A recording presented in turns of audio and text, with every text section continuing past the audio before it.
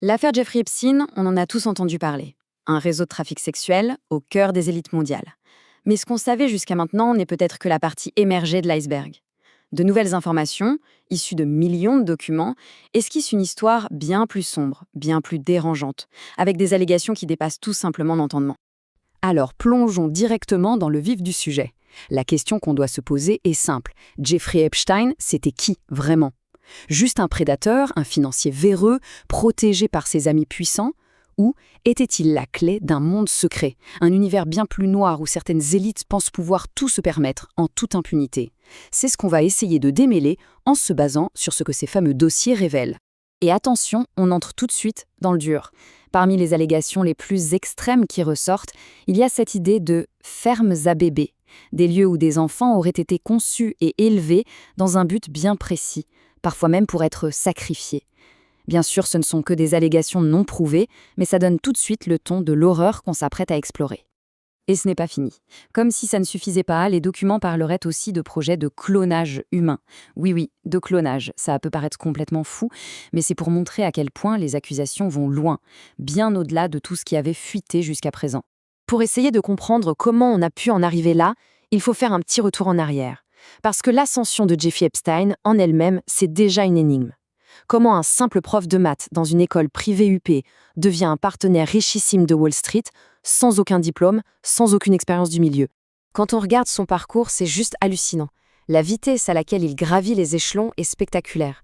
Chaque poste semble n'être qu'un tremplin vers plus de pouvoir, plus d'influence, alors qu'à la base, il n'a absolument pas le CV pour. Et puis il y a cette relation très étrange avec le milliardaire Leslie Wexner, le grand patron de Victoria's Secret. Wexner lui a donné une procuration quasi absolue sur ses finances. C'est un niveau de confiance qui est du jamais vu dans ce milieu. Et bien sûr, ça a permis à Epstein de transférer des sommes colossales, plus de 46 millions de dollars, soi-disant sans l'accord de son client. Donc on a un homme d'argent et de pouvoir. On pourrait s'attendre à ce que ses ennuis judiciaires viennent de la finance, mais pas du tout. En 2005, une première enquête est ouverte, pas pour fraude, non, mais suite à la plainte d'une mère.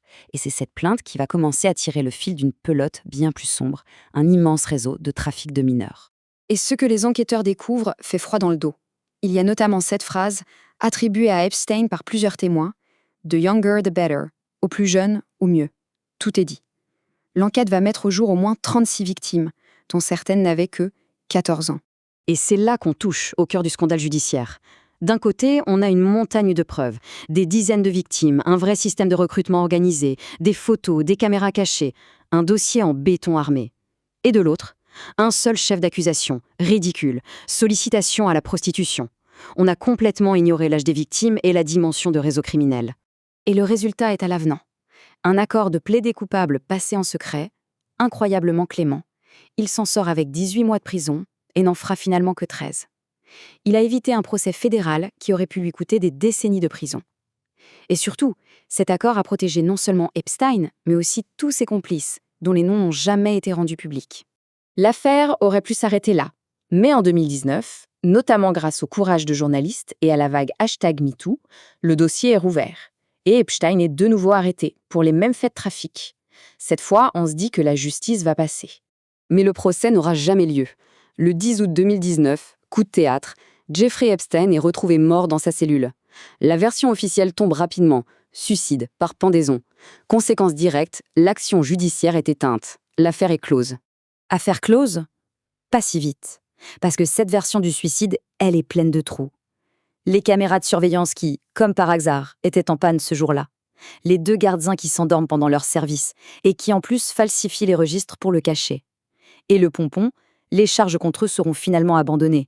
Ça fait beaucoup de coïncidences. C'est donc dans ce climat de suspicion qu'arrivent les révélations les plus récentes et les plus étranges. Des millions de pages de documents qui lèveraient le voile sur un tableau encore plus terrifiant, bien au-delà du simple trafic sexuel. Un des éléments les plus troublants qui ressortirait de ces documents, c'est l'utilisation massive de mots de code.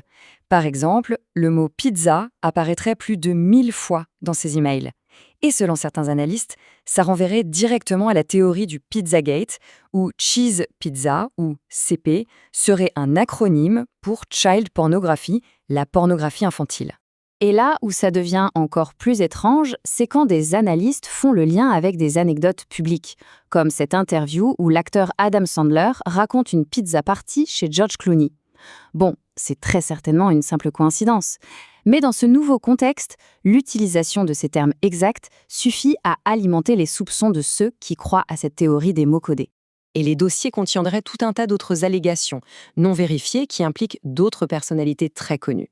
Il faut bien insister, rien de tout ça n'est prouvé. Mais les accusations sont ahurissantes. Ça va de rituels macabres à l'acquisition de bébés disparus. Même le nom du Dalai Lama y serait mentionné près de 150 fois comme contact potentiel. Ça donne une idée des ramifications mondiales supposées de ce réseau. Mais la théorie la plus glaçante, la plus folle qui émerge de tout ça, c'est que le trafic sexuel n'était peut-être qu'un moyen. Un moyen pour financer un projet bien plus vaste, un objectif final complètement dingue, un projet transhumaniste. L'idée aurait été d'utiliser son immense ranch du Nouveau-Mexique comme une sorte de ferme à bébés moderne. L'objectif, créer une race humaine supérieure en utilisant son propre ADN pour inséminer des femmes, sélectionnées sur des critères physiques et intellectuels très précis, du pur eugénisme. Et ce projet se serait inscrit dans un plan en 4 étapes. 1. Collecter l'ADN d'individus jugés supérieurs. 2. Créer en laboratoire des lignées humaines génétiquement modifiées.